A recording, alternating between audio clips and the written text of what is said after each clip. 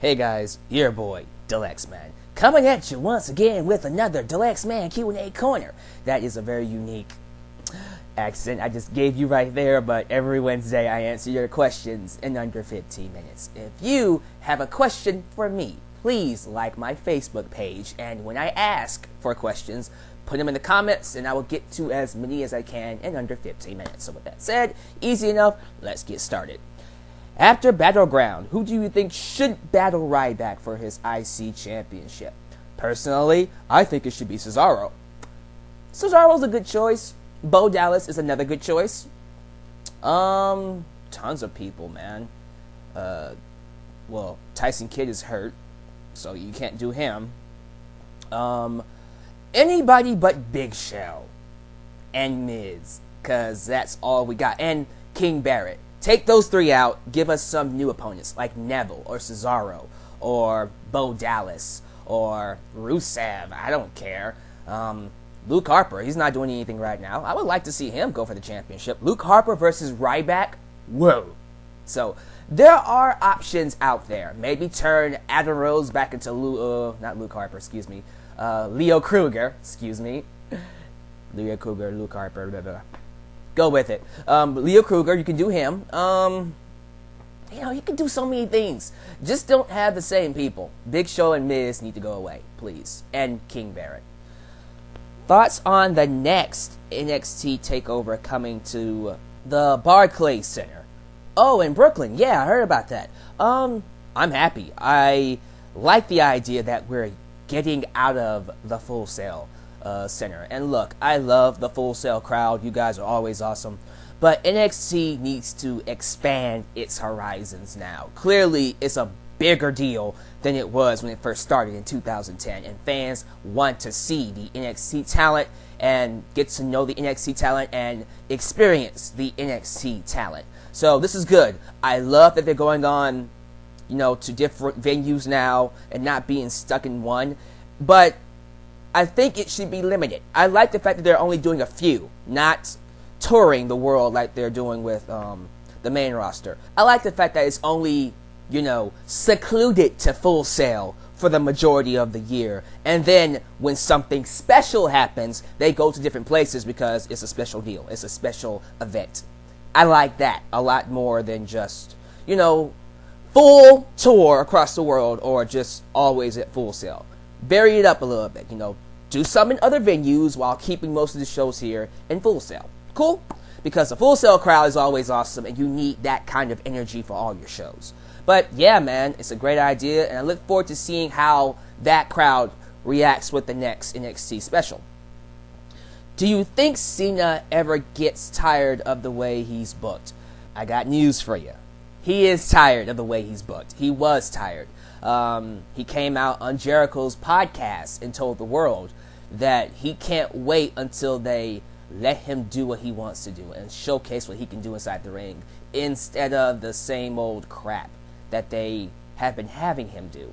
And we're starting to see more of that with Cena nowadays. His matches are a lot more competitive because he's doing different stuff and not the same old 5 moves of doom. And I think it's actually very refreshing for Cena. Yeah, he actually said in 2012 in that same podcast they were going to turn him heel, thoughts on turning him heel, and he went out and got his own music. So Cena is sick of Cena. Trust me, I think he's more sick of himself than we are sick of him. But he deals with it because of the kids, But to answer your question, I am pretty sure he's just as sick of his booking as we are. Do you think John Cena will be world champion again in 2015, so this year? No. I think if he does touch that championship, most likely it will happen either next year or the year afterwards. Let's not assume he won't touch the world championship again. Do not put that past the WWE. They will do it if they need to. I wouldn't be shocked if they put the championship back on him because of low ratings, because he's always a go-to guy anytime something bad happens. But I hope they don't. I don't see them doing it this year. But I wouldn't be shocked if they gave it to him a few more times before he retired. That's all I'm going to say about that. Let's see. Are you going to watch the Goosebumps movie? Absolutely. Love Goosebumps. I love every single 90s show. Believe it or not, all the 90s shows back then, I was a huge fan of them. I'm a 90s kid. Goosebumps is one of those shows I used to watch all the time, along with Are You Afraid of the Dark? So, yes, I will be seeing the Goosebumps movie.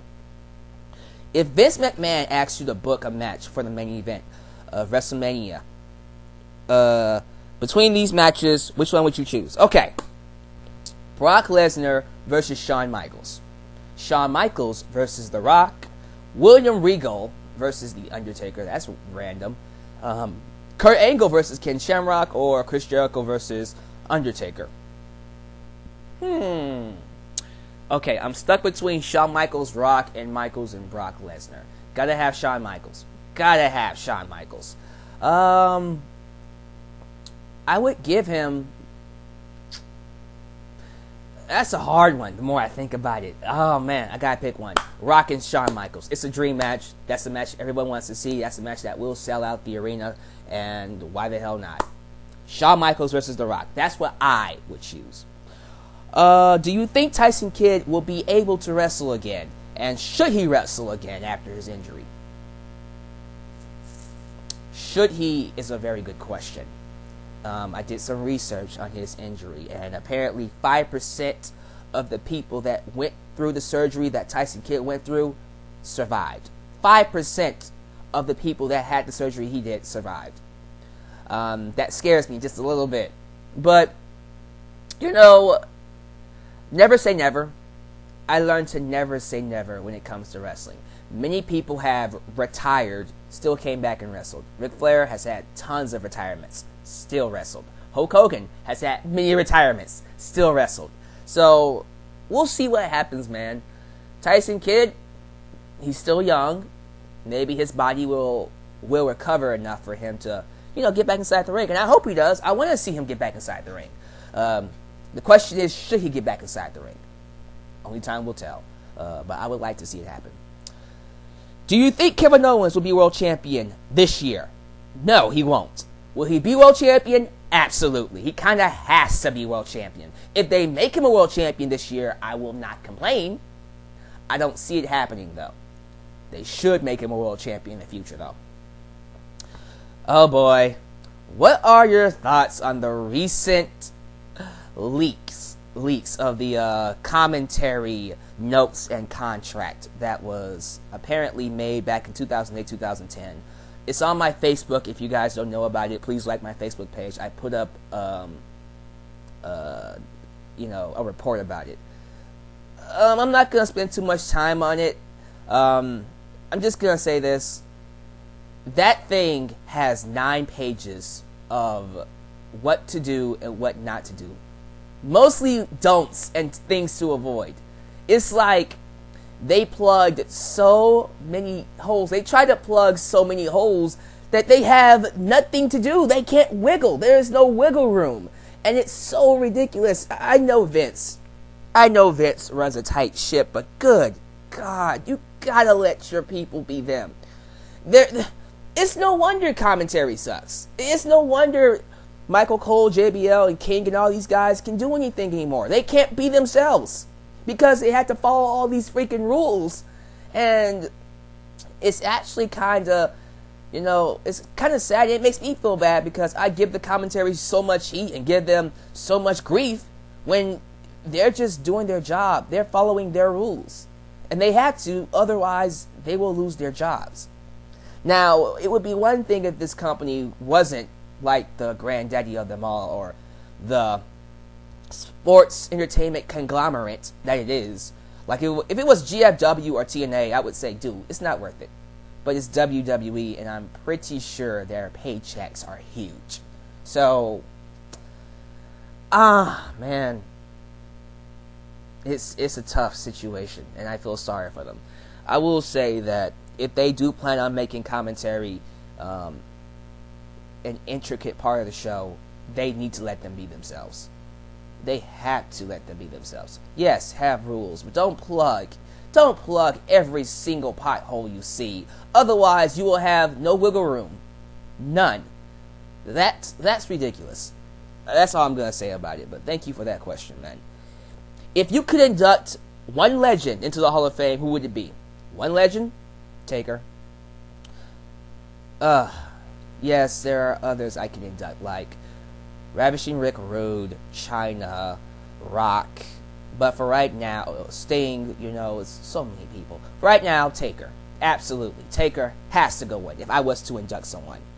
And we're from Houston, Texas, so of course, I would induct the guy that lives in my city or was born from my city. From one old comic head to a younger comic head, will you be going to see the film Ant-Man? Absolutely. It's on my birthday.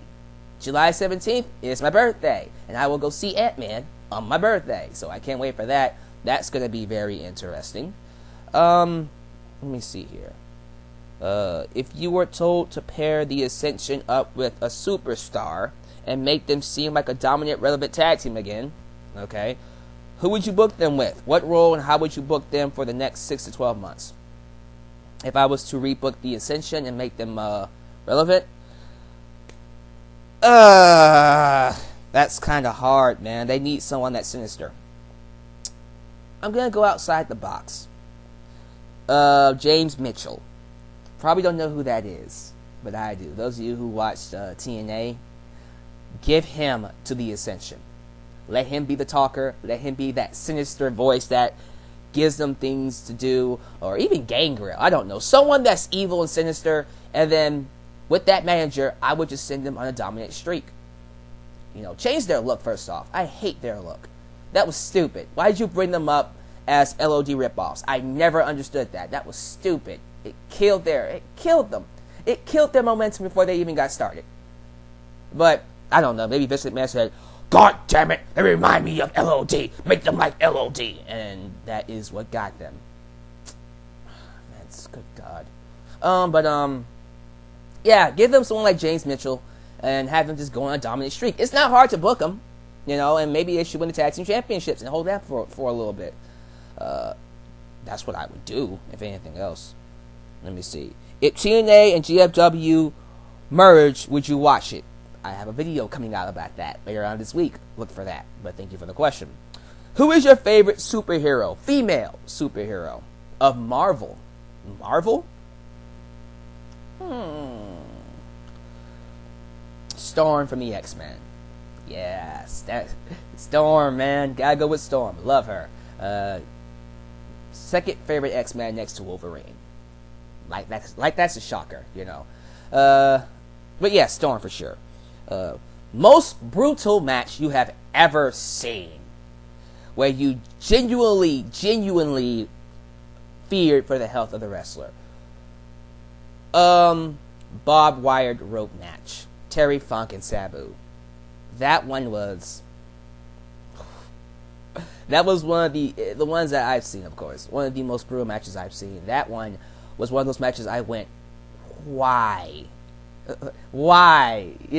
I mean, yes, there have been more brutal matches out there with CZW and stuff, where they cut each other with glass and knives and freaking lawnmowers, and I'm just like, why?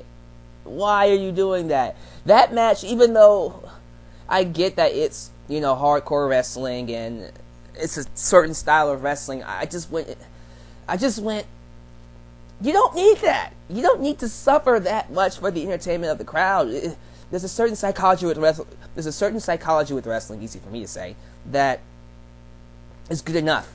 You can just use that instead of trying to kill yourselves to entertain your audience. All right, last question here. Should Brock Lesnar win the World Championship from Seth Rollins? Check out my preview next week to get that answer. But with that said, guys, I'm going to cut it off right there. Thank you for your questions. I will see you next week for more Q&A. This is your boy, Dalyxman, signing off. You guys take care. Peace.